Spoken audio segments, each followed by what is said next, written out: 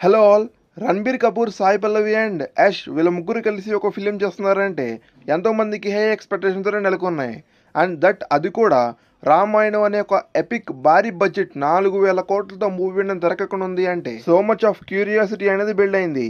ఇప్పుడు ఈ మూవీకి సంబంధించిన రాములు వారి ఇంట్రో అనేది మనకి రివీల్ చేస్తూ ఒక వీడియోని రిలీజ్ చేశారు. అండ్ అంతేకాకుండా చాలా భారీ బడ్జెట్ పెట్టి మూవీ అనేది 2 పార్ట్స్గా తెరకెక్కనుంది. అండ్ రాములు వారిగా మన రణబీర్ కపూర్ గారు యాక్ట్ చేస్తున్నారనే విషయం తెలిసిందే. అసలు ముందు ఈ ఇంట్రో షాట్లో రాములు వారి గెటప్తో పాటు కొన్ని షార్ట్స్ని రివీల్ చేశారు.